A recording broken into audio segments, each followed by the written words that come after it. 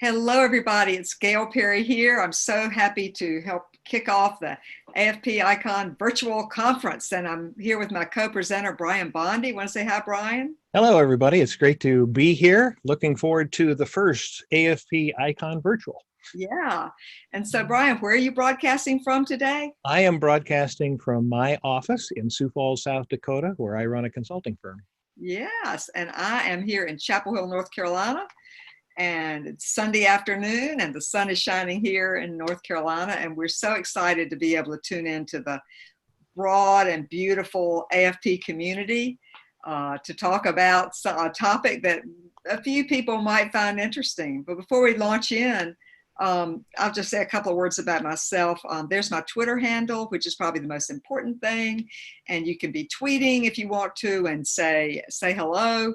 And I also run a consulting firm here in North Carolina, and it's a national firm, do a lot of speaking and training also around the world. And Brian, you've got a couple of things to say, don't you? Yes, I'm an ACFRE. I am the past chair of the US Foundation for AFP. And I have been in this business for a long time. I have been the vice president of a university. I've been the vice president of a hospital system. I have worked in social services and the arts and have been consulting for a little under 10 years. And it's great to be here. And I am so pleased that you've chosen to jump on AFP Icon virtual. Even though we can't be together in Baltimore, it's great that we're able to do this today. Really is. And by the way, I forgot to mention too that I counted this up. I have coached or led or consulted with about 60 capital campaigns over my career. So I've had a broad, and maybe even 70. I probably should count it up, but I've got a lot of experience, including during the last Great Recession, and even actually during the dot-com bubble, I think, that happened around the turn of the century. And in 2000. So Brian and I bring a lot of experience in capital campaigns to you today. I've got a lot of experience. You know, I've been in the trenches, been on both a staff and a consultant, probably involved in about half as many as you have, Gail, but boy, yeah. We've been around the track as far as around the block. We're still standing after all these campaigns. They're satisfying and they are great. I just wrapped one up yesterday, very successful, for just under $5 million for a theater. So you can still run a capital campaign in these times. That's just great. That's great.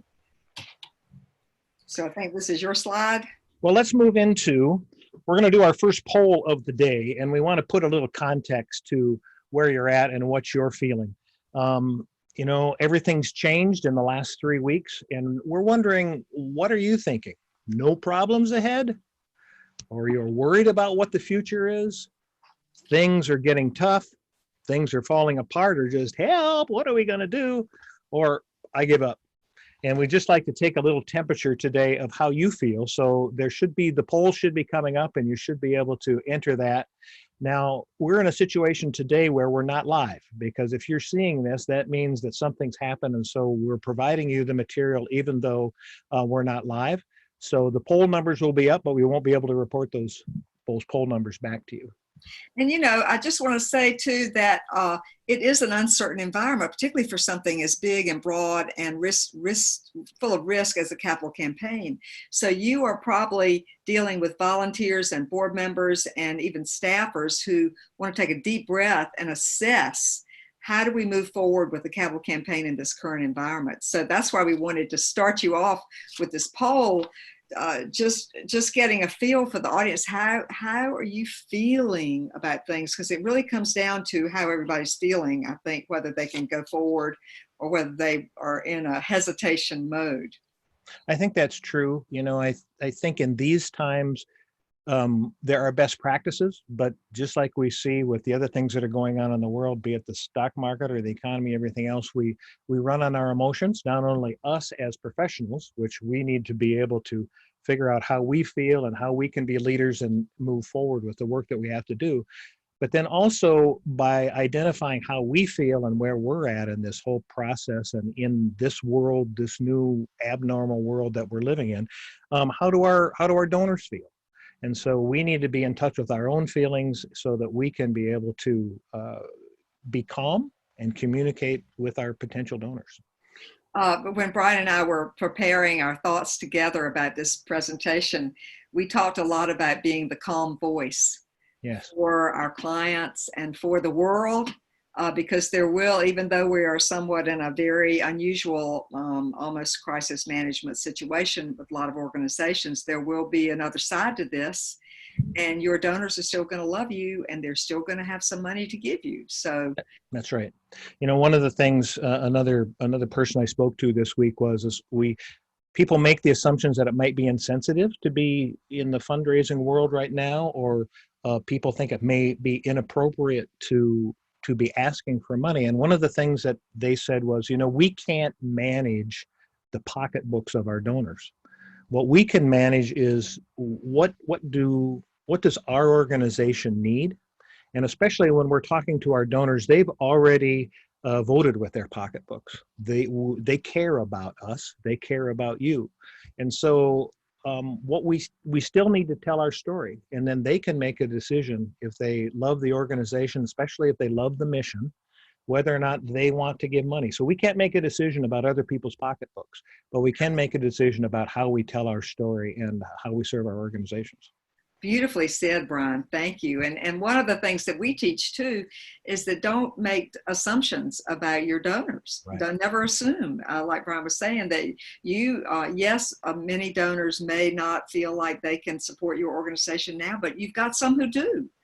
And it would be inappropriate, and you must go forward in front of the donors who actually do want to talk about a gift right now.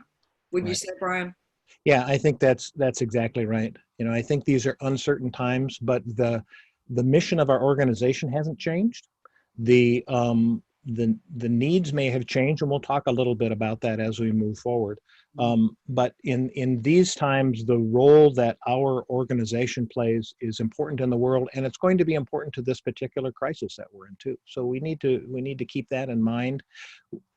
Like everything we do in fundraising, we're not asking for ourselves. We're asking for our organizations. We're asking for the people that our organization serves who isn't able to ask. And I think at this particular time of needs, it's important. It really is. And so we have another poll too, because Brian and I are very interested in finding out, taking the temperature of our audience. You know, there are many stages of a capital campaign, and I'll just run through them briefly with his help. There's an early decision-making stage when the campaign is just a glimmer in people's eye. You're considering, you're almost sometimes it's a go, no-go decision. Very preliminary, key decisions are made during this, what you might call decision-making stage. And then you move into literally a feasibility study, which you're going, of course, out in front of your donors, and you're doing a market survey of taking the temperature of the environment for fundraising. And then you may be actively organizing your campaign, just like you do after the feasibility study. You start recruiting your leadership, and you start really lining everybody up. And then, of course, we have our very famous silent phase and public phases of the campaign. So we imagine that people listening to this presentation may be in, you're probably in one of these phases.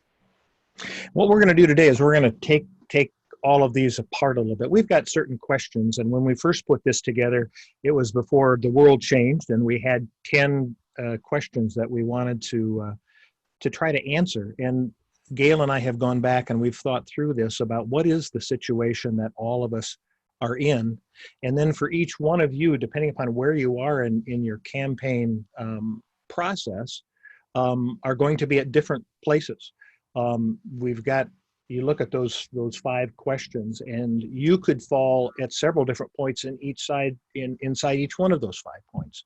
And it'll be very interesting for us to be able to see where everybody is at, so that we can try to respond most appropriately to what your needs are in each one of those particular areas. Yeah, we originally were going to do the top 10 challenges of capital campaigns, and we sort of revamped our presentation completely. What was it, last week, Brian? Yeah. to really put the context of our current environment, because everything has changed when it comes to major gifts. And yeah, everything has changed, and I think it's important in this context to think about how it has changed for you, how it has changed for your donors, and how do we work in this new environment we have.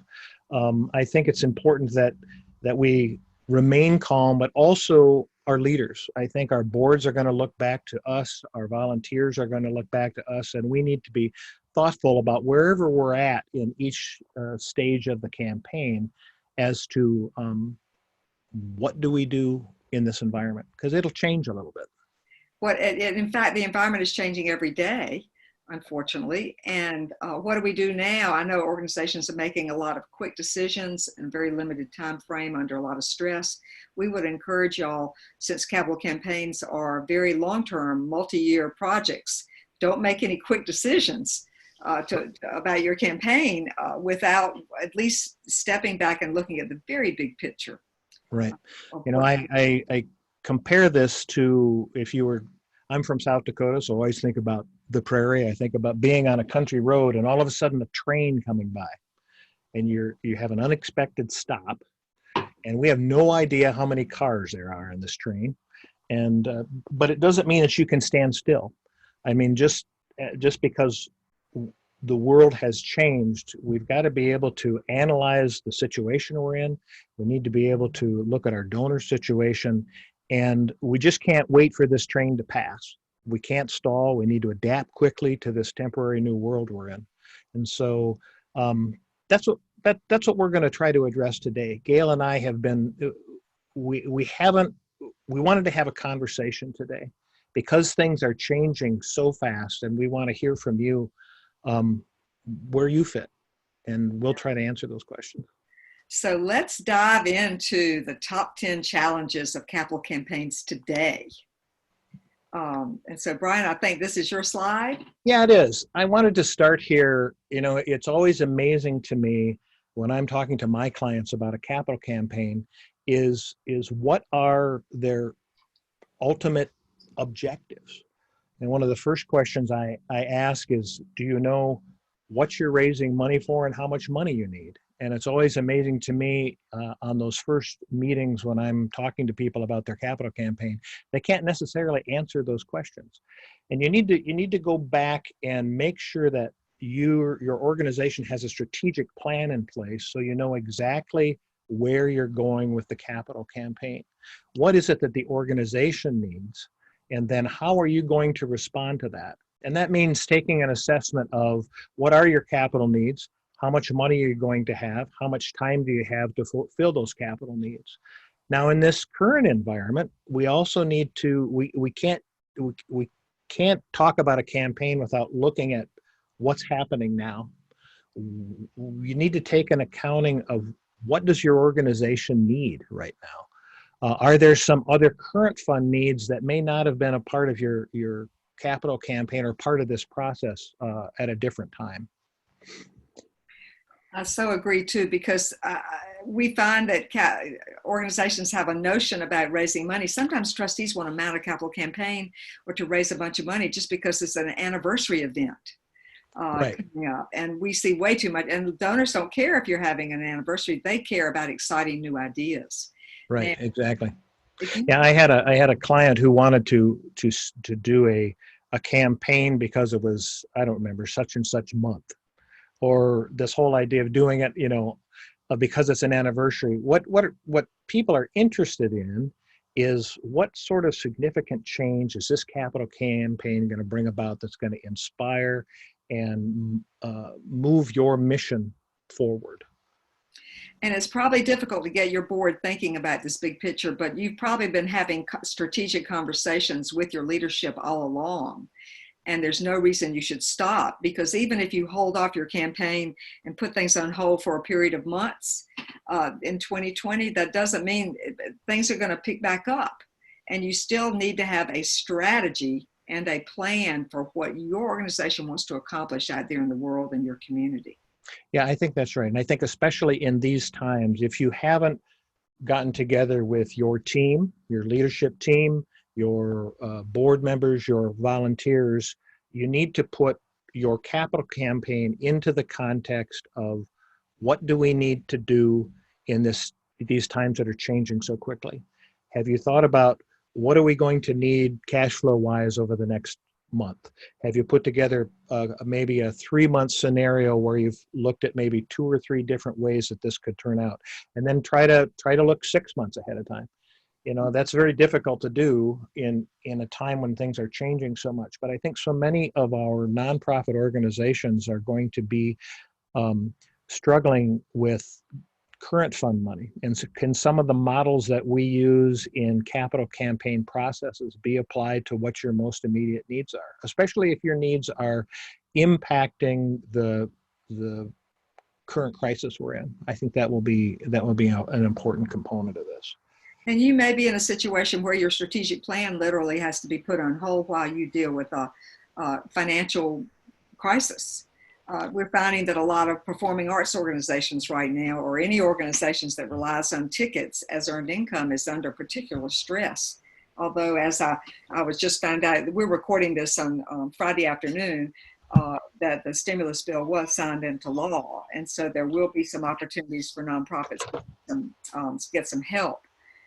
And maybe this conversation about organizational strategy should be tabled depending on where you are in your campaign, or your current campaign needs to be reconfigured to, as Brian said in this slide, to take into account the current uncertain situation. Yeah, I'm working with a group that they're probably going to hold a little bit on their capital campaign, but it's a great example because they've got a roof that leaks. Well, they got to solve this problem. And so they're going to do a bit of a mini campaign just on this one item that is going to be crucial to maintaining their facility. And so before you start the campaign, you really need to evaluate where is the organization going on the broad strategic side of things. Then what are your particular capital needs and items and costs? But then you got to put it into the context of the real world that we are in today. And it changes every day, almost every second. It sure does. So we're going to go to the next slide. And so, you know, campaign objectives, people don't understand what campaign objectives are. And then I talk about funding objectives. Nobody understands what funding objectives are. Brian, do you have a better word for this that people understand? Because well, it really gets down to, what are you going to do? What are you going to build? Whether it be a program or a building or repairs, what are those things you're going to do and how much is it going to cost? Now, that means you're going to have to be in contact with other experts. If you're going to do a roof, like I was just talking about, that means you have to have somebody who can put a roof on, and they've got to be able to give you pricing, and you've got to be able to have some sort of idea as to how long that pricing will hold. You may need to talk to an architect. You may have to have general contractors involved. You may have to have subcontractors involved. Well, you've got to have all of that pricing down and understand it as best as you can at these early stages, because without that, you can't come up with a working goal. And of course, without a working goal, we can't do the rest of it. That's right. And so we define campaign objectives and funding objectives as the line items that go into your campaign. And for example, a small college campaign, say a $30 million campaign for independent school or small college, could be there's X amount for scholarships, there's X amount in endowment, there's X amount for program support, there's X amount for building a new science center, there's X amount for planned gifts. And this is the way you organize your structure. And I will say too that these decisions can be controversial inside your organization. Yes, absolutely. What's going to be included in the campaign and what is not going to be included in the campaign? There's a lot of elbowing to get into the campaign objectives. So this is policy, and your consultant is not in the position to make decisions about organizational policy, although we can recommend best practices and what we think will float when we test these things, which we'll talk about in a minute about when we talk about the feasibility study. But if you are considering a campaign or even considering revamping your current campaign, this is your chance to redefine your campaign objectives into something that is real world for 2020. That's right. And and you can find lots of resources, but there inevitably the things may change, and you have to have a little flexibility in that. You need to build in some contingency into this. The other thing is you also need to build in some of your campaign. I think our sound just went out, I think. So I want to emphasize you need to build in your campaign costs into your campaign objectives. And Can you hear me, Gail? yeah, I can hear you. You went out for a minute. My microphone disappeared for just a second. So yeah, you need to build in your campaign's costs. You need to have some contingency. One of the things that I use as example, you'll come into a capital campaign, and people who haven't done campaigns before they'll come up with the campaign, but they'll think the money comes free. It sounds crazy. Yeah. And I often say, okay, if we were going to build a convenience store, a gas station across the street, and you wanted it to come out with $5 million next year, you wouldn't just not have any startup money, and you wouldn't have some of those overhead costs. And we got to think about all of those things and build those into your campaign objectives. It's considered best practice to build in the cost of your campaign into your campaign objectives. You may not itemize them in a separate line item because that could be awkward, but you can have an admin figure or some other. How would you define where would you put campaign costs, Brian, in a typical campaign list of funding objectives? Yeah, one of the things that you probably wouldn't do would be to say fundraising X dollar amounts. Right. But, there are lots of broad categories that you can, because ultimately you want to do this line by line by line by line, very clear numbers, so you know exactly where your numbers come out. But when you report that back to your donors and potential donors, you're going to have categories. And some of those categories are going to be some of the things that you're going to put into your case. And so build those campaign costs into some other larger line item. And if it would be administration or planning, or there's other ways that you can define that. It really depends upon the campaign where you want to exactly stick those, but you don't want to hang out those administrative costs as a completely separate line item. But build those into your larger packaging. Packaging. That's a good way to put it. And also, people all ask, how much is the campaign going to cost? And I have seen so many boards who think the money is going to just walk in the door without any plan, without any events, without any materials, without any consulting, without any extra staff. And you've got hardworking staff who are probably completely overtaxed as it is, and you're going to add a campaign on top of what your organization is currently doing. This is a serious stress on organizations. Right, and you need to plan as much as you possibly can. But the thing is, things will change. And so when we talk about objectives, especially early on, we talk about working objectives. And we will lay some of this information out, but we really aren't going to go with a completely solid number, probably till we move all the way to the public phase of the campaign. Right. You keep things in a working framework. Right. Shall we move on, Brian? Sure. Well, let's talk a little bit about how do you build a case in this environment. And you'll hear the words case of support, you'll hear case statement, you'll hear campaign brochure, you'll hear other ways to do this. But we're really talking about what ultimately do we do to communicate our campaign objectives, our campaign plan, and how we're going to do the campaign to our donors. And that really becomes what we call the case statement. And I think there are lots of ways to do that, and we're not going to talk specifically about all of the particular elements of the case, other than I think one of the things that Gail and I have talked about a lot is keeping it forward thinking. Lots of cases will start with back in 1847, and they don't get much beyond that. It's so boring too. And, right. and we find organizations, they work and work and work and work and work. Hours and hours and drafts, waxing loquacious about your organization's glorious accomplishments and its awards, and its founder gets 2 paragraphs. And it's that the case statement is not that. It's not a celebration of the past. You want to acknowledge the past in a positive way, but the case statement is really about your plan to go forward. It's about a vision. It's about possibility. It's exciting. So the history lesson can go in the case, but it goes further back. Yeah, and well, I mean, and this is where we get back to mission. What is it that your organization does that is inspiring to your donors? And the case statement has to play a role where it works with both left and the right brain, because people will tend to get engaged and make emotional decisions on one side of their brain. And then when they decide to make a gift, they'll make some of the logical decisions on the other side of their brain.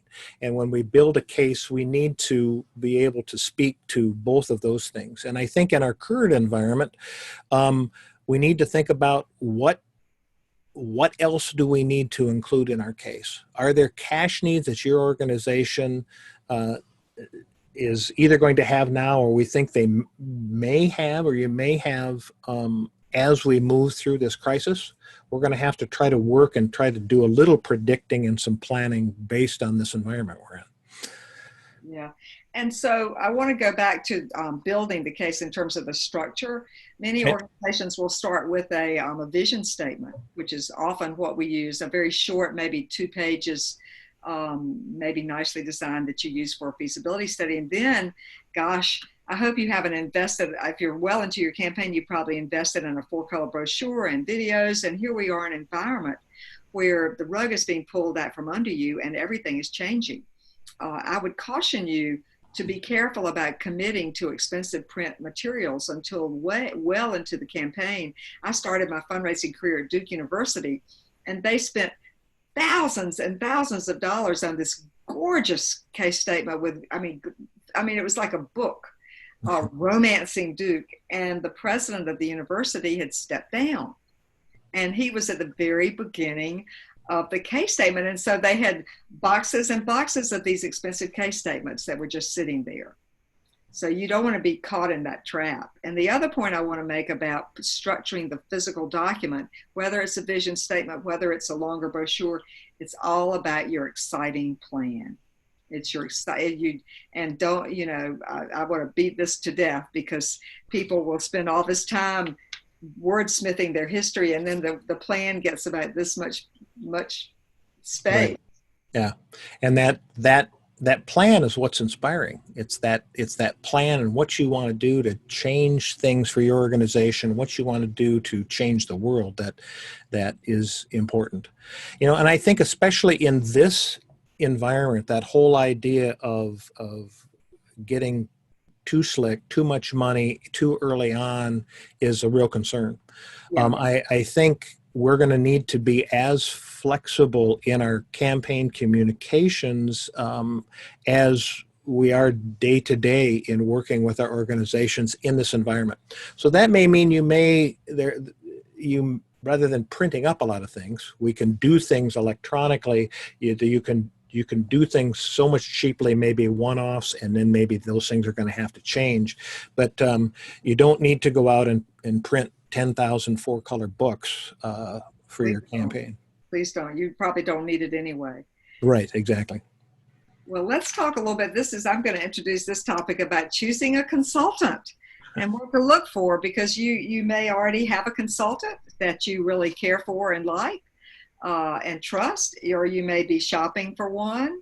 You may have released your consultant because they have set you up so that you can operate your campaign on your own because the consultant smartly laid the plans. So the question is, let's start, Brian, what do you think? Let's start with, do you hire a consultant? And I do want to say, and yes, we are consultants, that right. There are cases when you can do your campaign yourself, and I would say the case is when you know your upper level donors very well, you see them often, you are friends with them, they are engaged with you, they're buying into your plan, they're ready to step up into leadership. You've already taken their temperature, you know what's happening, and your staff has some level of experience, and also your board is willing to go along and be businesslike and not not place roadblocks in front of things. So a consultant, the job of a consultant, strategy is I mean, let us sing a hymn of praise to strategy, Brian. Well, I think it really depends upon the kind of organization. And like Gail said, do you have experience? How big is the organization? How well do you know your donors? You know, I think for many of us who work with medium and small sized organizations, even universities and healthcare systems, sometimes they haven't done campaigns. I mean, if you're in an organization where you're rolling through and doing a campaign every 3 or 4 years, that's going to be a different situation. You know what to expect. Right. You know, for many of my clients and in my part of the country, I'm oftentimes working with people where this is a once in a lifetime experience. Yeah. And we're not looking at huge campaigns. I've got campaigns running from anywhere from 700,000 to 175 million. And there are different places, and you need a different kind of consultant. But if you're like most people, a campaign is going to be a new experience, and the consultant can save a lot of steps, a lot of pain, and yeah. And also it's useful to have a experienced perspective who the board trusts. That's key. And I'd like to talk about the board in a minute, but experienced perspective, because they're going to be roadblocks. They're going to be issues. This current environment is a real issue. And if you have a consultant, it's like a backup to the staff. The staff needs to have that heavyweight, but standing behind them, saying the same things to the board that the staff is trying to communicate. So one of our key roles is managing the board during this period of time. Like, we come to meetings and we take questions and we go on calls with board members if we have to. We set up a project plan for the whole campaign that the board sees is checked off. And step by step by step, things are happening.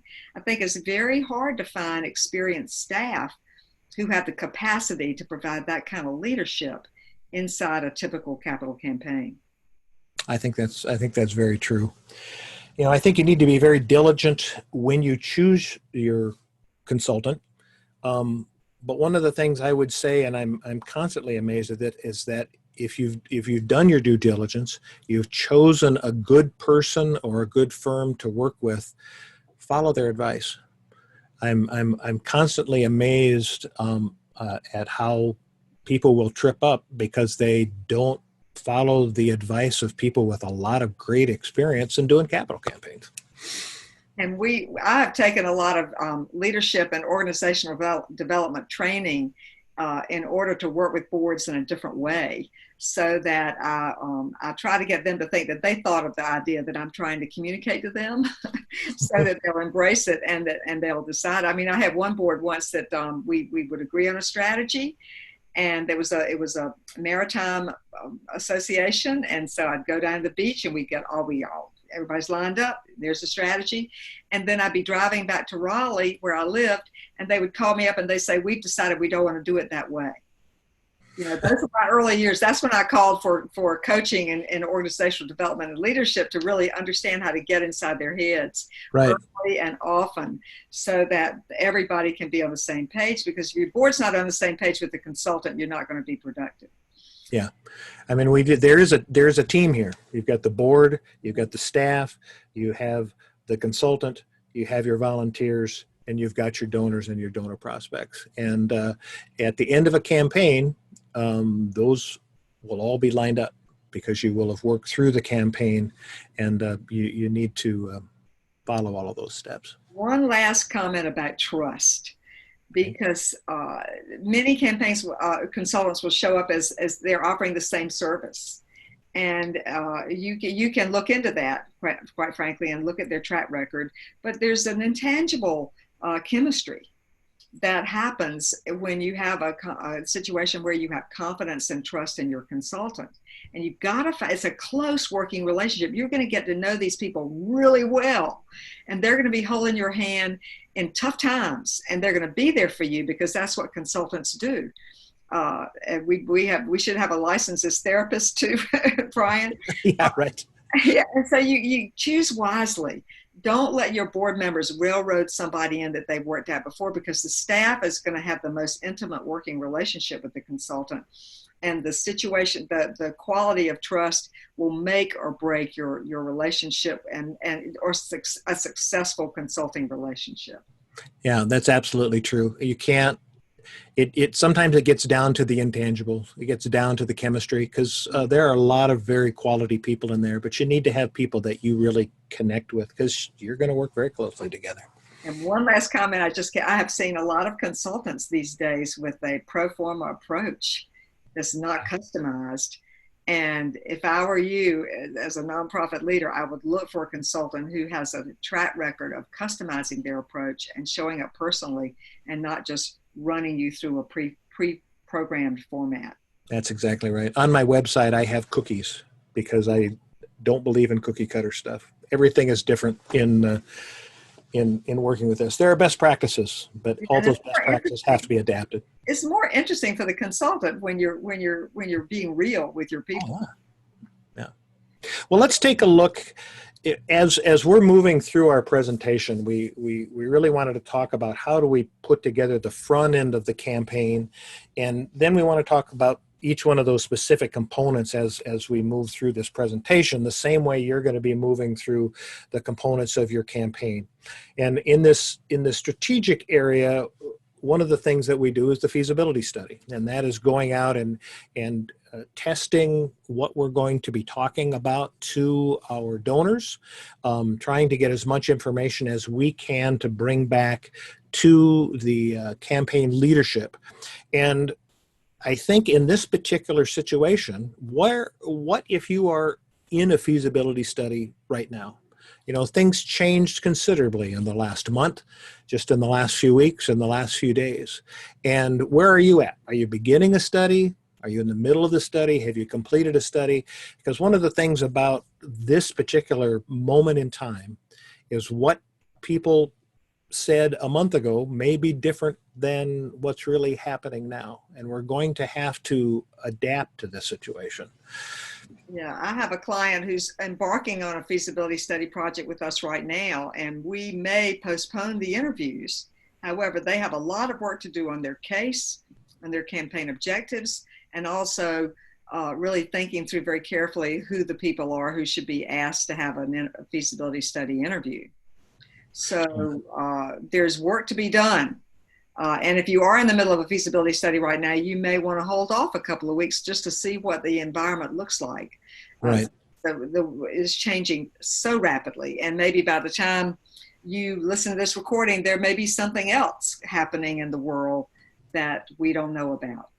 Yeah, I think one of the things about this particular environment is this is a health crisis, and it may become an economic crisis. And depending upon where people are at and where their money's invested, it may be, they may think it's a crisis now. And so where they thought their money was going to come from, I mean, we're talking about major gifts. We're talking about a capital campaign, which means we're talking about gifts that, at least in the silent phase, are mostly going to be coming from some sort of assets. They're going to be coming from investments. They're going to be coming from real estate. They're going to be coming from something else. And people were probably thinking of that differently a month or two ago. If you did your feasibility study then, you may want to put this into context. But once again, don't make assumptions about where your donors are at, because we don't really know unless we talk to them. And I'm advising all of my clients to spend time with your major gift donors and getting on the phone. First of all, saying, how you doing? And then see how they feel about your organization, and take that opportunity to say, here's what we're doing in our organization to respond to the crisis. And then your donor just may say, how can I help? And then you got to be ready to answer that question. That's right. And so our advice for this current environment is to reach out to all your major donors and see how they're doing. Yep. I have one person write me, she says she's having a lovely time in her home office reaching out to major donors, and she's actually asking them if there's anything that she can do for them. Yeah, I have a major gift fundraiser who he actually works in a retirement center, Oh, And some of his best donors can't come out of their rooms.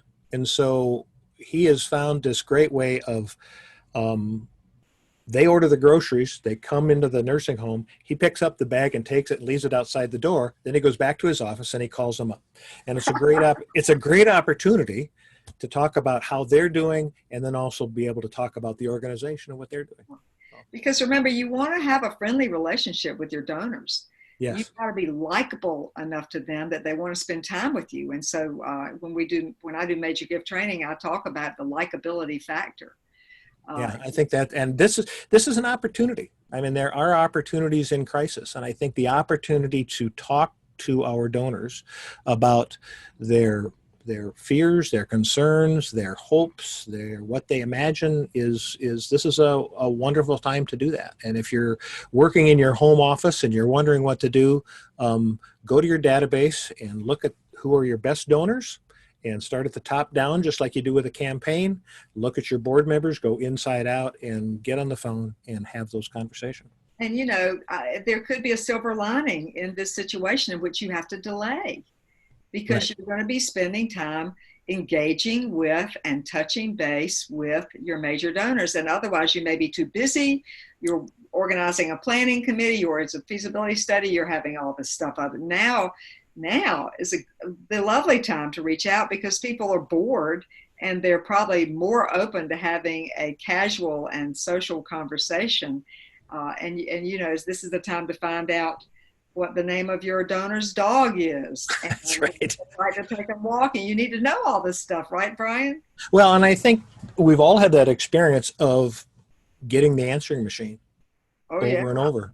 And one of the things that my clients are finding is people are home, and people are actually picking up the phone, and people are having great conversations on the phone. The other thing I would say about that is, you may have the kind of technology we're using today for Icon Virtual, whether it's Zoom or Microsoft Teams or all the various ways that we can communicate with video. Help your donors if they don't have that, and I'm thinking specifically, maybe some of your older donors don't use that. Introduce them to it, and they can use it with their own families. But it's also a way that you might be able to have that face-to-face conversation we want to have, that we're not going to be able to have in this environment, but we can do it via video like we're doing today.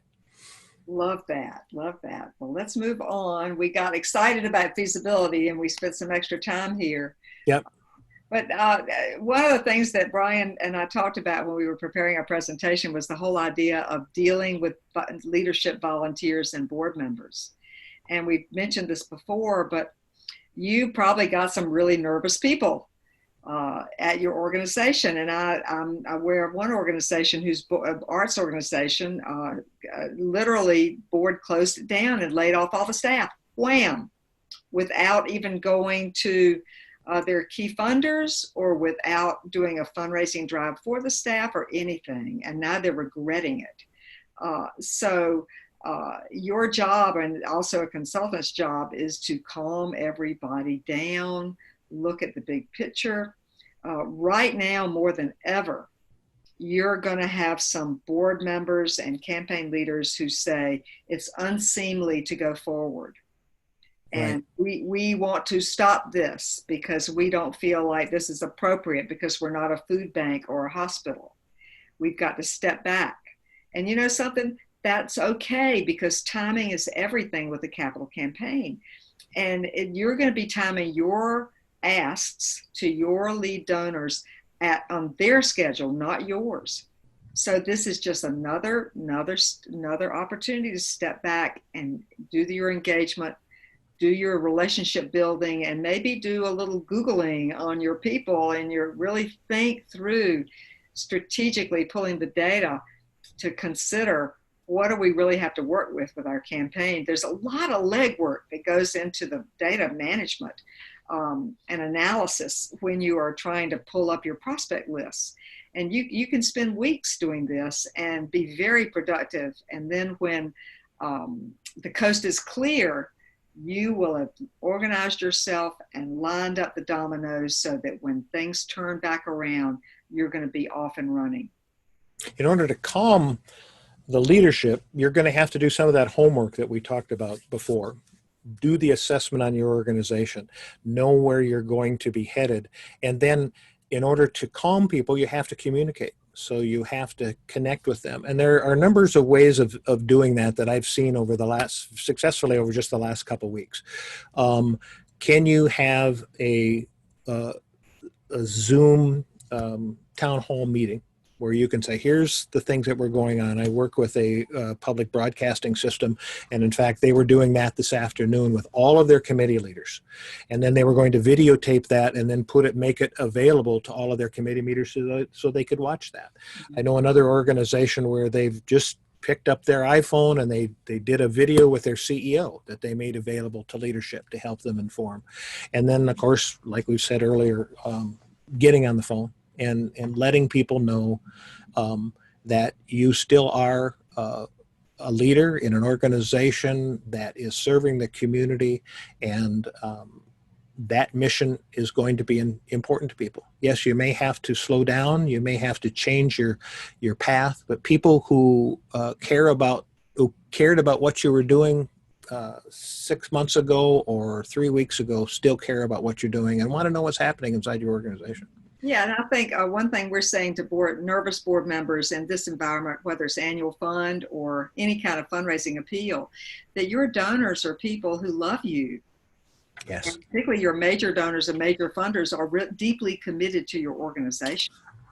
And so if your board members are nervous, your leadership volunteers are nervous, it's time to go directly to the funders and touch base and ask them how they're doing, and if they want to know what's happening at your organization. So remember, these are friendly give and take conversations that you should be able to have easily with your key funders. And I think board members shift a little bit when they start thinking, oh, we're not going to go out to new people. We're going to go out to our tribe, our stakeholders, our key supporters, and just secure those relationships during this period of time. Yeah. Our supporters are our family. So we need to support our family the way we do our family at home. This is family. Yeah. Should we move on, Brian? Yes. I got to fix. Did you lose your mic again? There we go. So while Brian's getting ready to talk about silent phase, I want to tell you the story. I worked years ago with a small college in North Carolina called Mount Olive College.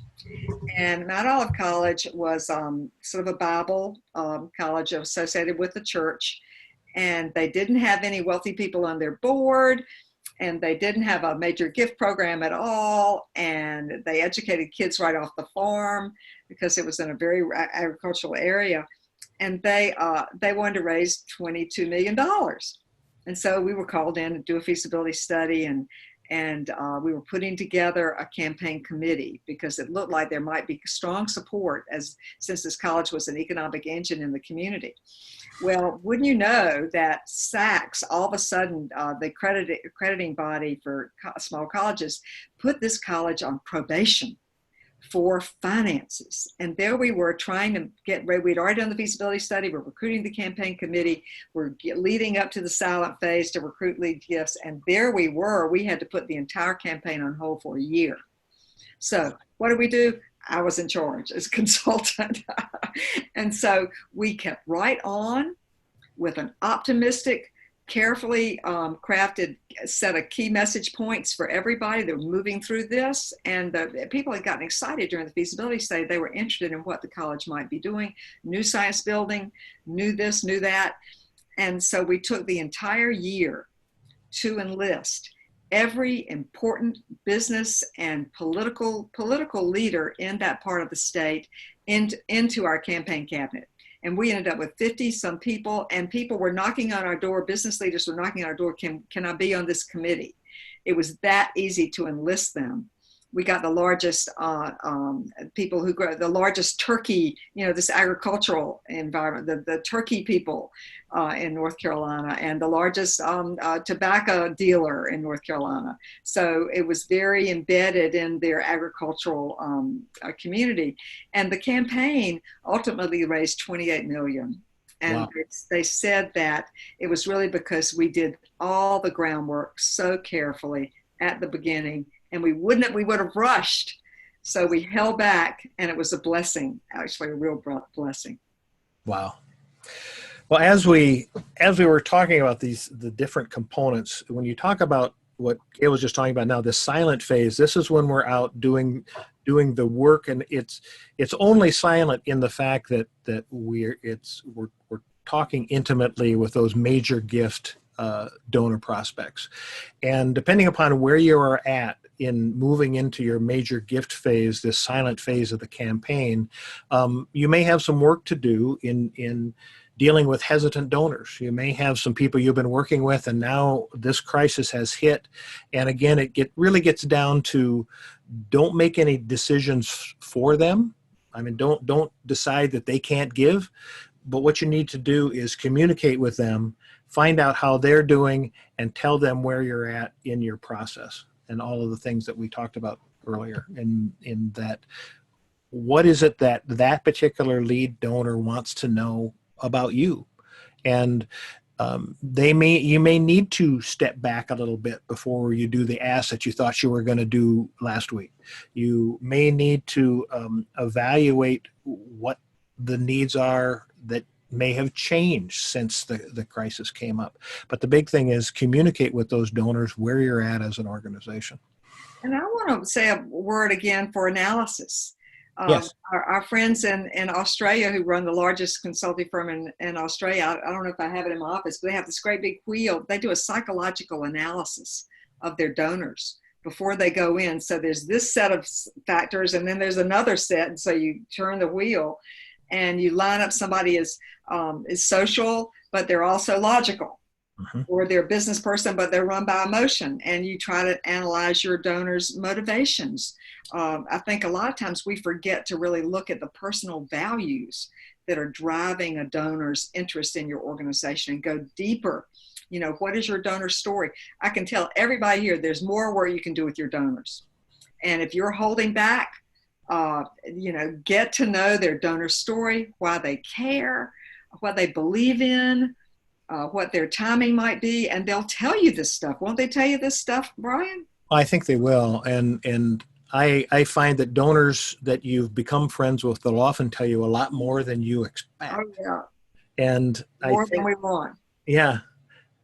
And in timing, you mentioned timing is going to be critical in this time for capital campaigns, because you may have people who still care, who've made a significant commitment, and they may say, I was going to do this now, but I'm going to do it later, and I'm still care about you, but the gift that I was going to make in March, I may spread this out and make it later in the year when I know what the situation is. We'll talk through that with them. Make sure that they're still committed, and make the adjustments as you can to what your organization can handle. Yep, I'm going to repeat myself. It's the donor's timing, not yours. Right.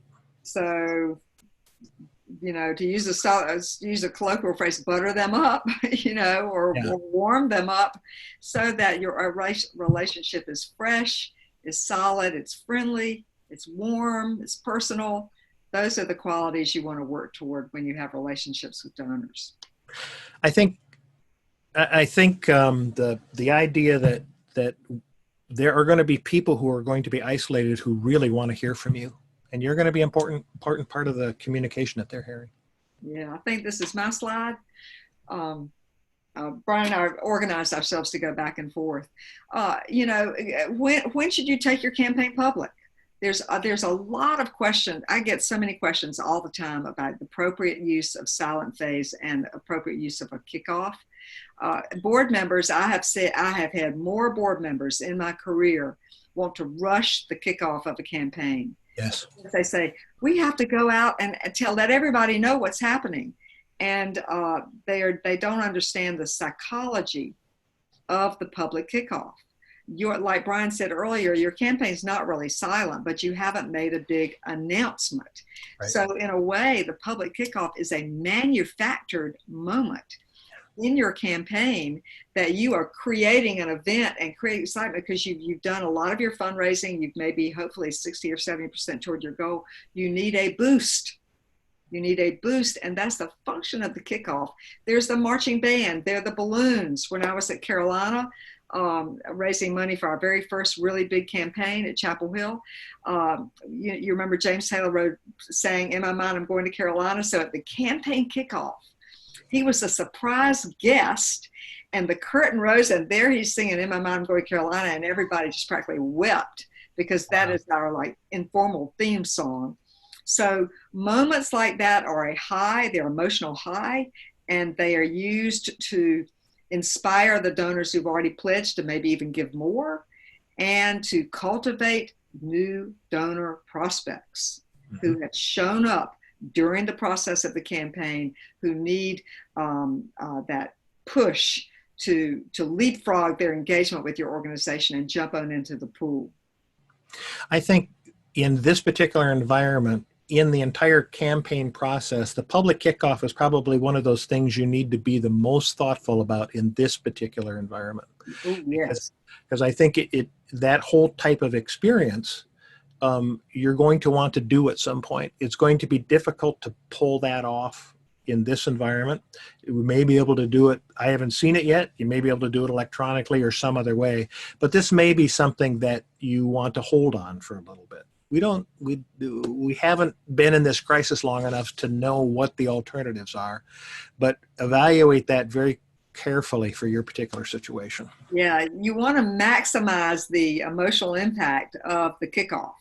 Mm-hmm. And you want to do it at a time when people are free to feel good about life and health and the economy.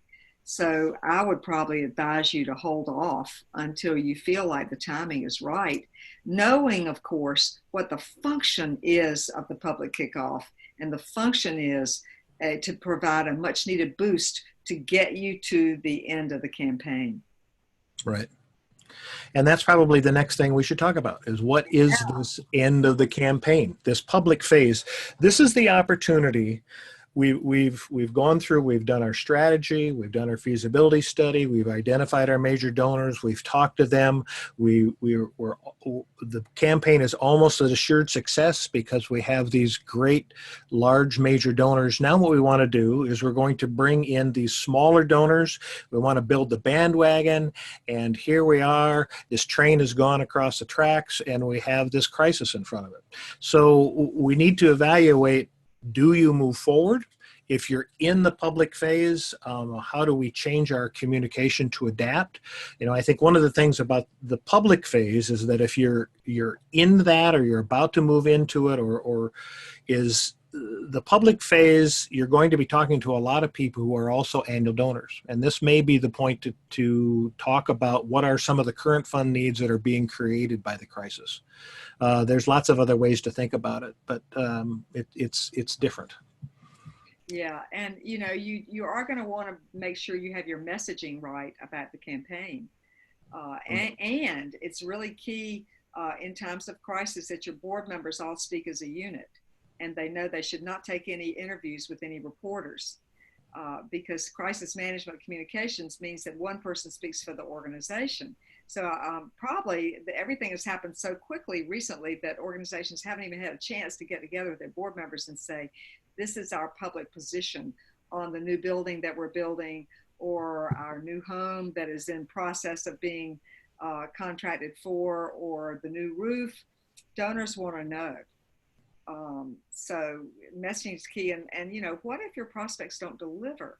I get a lot of questions, and I've run into a few campaigns where they exhausted their prospect pool and they have not reached their goal. I'll tell you, when that does happen, and then the campaign drags on painfully, and it becomes a painful memory in the community. Right now in Chapel Hill, there are 2 campaigns that have dragged on forever, and people are so exhausted. And I would say that these campaigns were not set up properly at the very beginning. Right. So if you really do your homework and you have a smart consultant and you really had a very thoughtful feasibility study process, a thoughtful analysis of your goal and a working goal, you're not going to end up in this point. What do you think, Brian? I think so. And one of the things, capital campaigns, and one of the reasons we spent so much time on the front end of the campaign is you have to get it right. And that's one of the reasons that having a consultant is getting those early stages of the campaign right, or you are going to have problems in the public phase. One of the things I would say about the public phase, especially at this moment in time, is if you're already through a capital campaign, you've done the sign-up phase, you've done the major gift work, and you've got some particular needs right now, don't be afraid to go back and talk to those people who are committed very early on. Oh, about yes. what your current Oh, needs are. yes. Once a donor's paid their pledge, it's time to go back. Yeah. So, And I think if for these organizations that, especially these organizations that work on transactional relationships for their cash, so arts organizations that sell tickets, or where you're used to giving something back, those sources of revenue are gone for a while. Those sources, the organizations that have to gather groups of people in order to generate their revenue, those are the organizations that should be going back to their major donors who've already made a gift and say, hey, here's what we're planning on doing. Can you help us through this phase? And if a major donor has resources, and most they do, they have resources. Yes. And they have, if they've made a major gift to your organization, they are committed to your organization. The time may not be good for them either, but you at least need to ask them. Yeah, and that gets back to this whole thing: is it insensitive to ask? It may or may not be, but you don't know until you've told your story and let the donor make a decision about the things that they're passionate about and what missions they want to support. One thing we teach at my company is something called permission-based asking, permission-based capital campaigns, and I'm very big on asking the donor if they want to talk about this now or not. So the donor is in charge of the relationship, the donor's in charge of the timing, and you know what that is. You're not assuming these things because you ask them. And so everything is transparent, and it's much more, I think, professional, because when I was younger in fundraising and in campaigns, I would make assumptions that major donors were going to deliver, because I was afraid to ask them timing questions and amount questions and ask them for permission if they wanted to talk about it. And there's too much assuming going on, and it'll bite you. Right. That's a good, I say that all the time to my clients. Don't be afraid to ask if you can ask. Yeah. That means you have to know your donor a little bit, but it's appropriate to say, is this a time when you'd like me to come back to you with a proposal on how we could make some real changes, and you could be a part of that? Absolutely. So let's see, campaign. What happens at the end of the campaign? If you're lucky, you will have wrapped up your campaign like Brian just did before this crisis really hit. Yeah. And I do want to say a bit about game plan, because too often when a campaign is over, everybody is exhausted. The board says, oh, now we can save that money that we've been spending on all these consultants and staff. We can close the campaign down. And it is just such a mistake, because you built a revenue generating machine, my friends.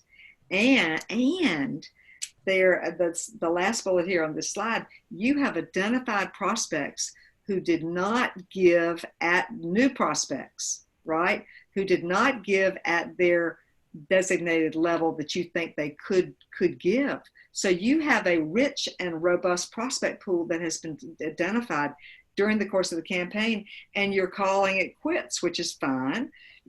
Excuse me. But also you want to have a plan laid out with these lovely donors' names and what a range of a gift might really be. And you want to continue to approach these donors, engage them, and ultimately ask them if they want to invest in the organization. How often I go into an organization where they say, we want to do a capital campaign, and we go back and we look at their records, and they did a capital campaign 7 years ago, 10 years ago, 12 years ago, and their fundraising just drops off. And those organizations that use the fundraising machine that they've created, their giving will go like this. And you can't, you need to take advantage of all the relationships. You need to use that for current fund and major gift fundraising outside of the campaign until your next campaign. And then they'll be ready to go. But you can't, you may be tired, take a short breath and then get back into it. And, you know, so many organizations take the money and run. Yeah.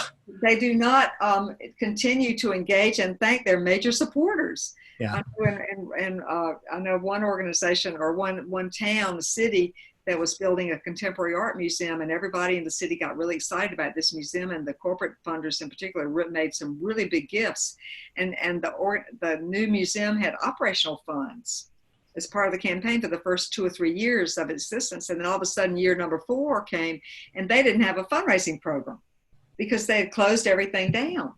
And then they went to their donors, and the donors had not been engaged, hadn't been thanked, hadn't been communicated with. And what did the major donors say? We're not ATMs for y'all. Right. So, moral of the story, take loving care of your campaign donors. Right. Early and often. As we said at one point in this, they're family, and you wouldn't leave family behind. Keep the relationships going, and they love your organization, and they'll keep on giving. They will. Well, we are going to do one more poll before we end our session. And we'd like to know, what are you thinking now? You know, you've heard our presentation. You're in this environment that we're in. So go to that poll, and we'd like to know what it is you're going to do. Are you at a dead stop with your campaign? Are you putting it on hold for a while? Are you going to wait for a certain amount of time? What are you going to be waiting for? What's going to make the difference? Are you going to slow down? Or are you going to go full steam ahead as if the crisis wasn't going on? What is it that you're going to do? And that poll will be coming up, and we'd love to have you answer that and know where you're at. And so I guess this is going to conclude our recording. Since this is not a live presentation, we can't see your answers, which we would love to be able to see them. We would like to leave you with some words of wisdom. How about that? Brian, shall we do a wrap up? Yes. Words of wisdom. Remember, it's the donor's timetable and not yours. Look at the big picture. Always, for every possible situation for your nonprofit, look at the big picture. And remember that this too shall pass. And in this environment, your donors do want to hear from you. So don't feel afraid to reach out. I'd go back to what I said earlier and go top down. Who's your very best donors? Go inside out. Who are your boards and things? Get on the phone. Have some conversations. First of all, ask them, how are you doing? And see how they're doing. Then say, here's what we're doing. And then listen closely. And you might have donors that say, how can I help you? And, you could say to a donor, I never really asked you why you like our organization so much. Right. Whammo. There you've got a donor be thrilled to talk to you for a half an hour. Yeah. About their history and their interest and why they have a passion, because this is an emotional question to ask your donor a question like that.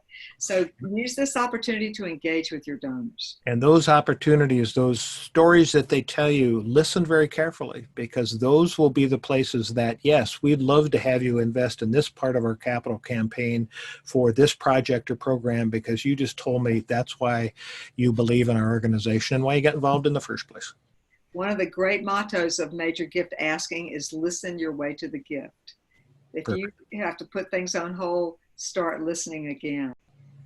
Thanks so much for joining us. Thank you. Great to be with you today.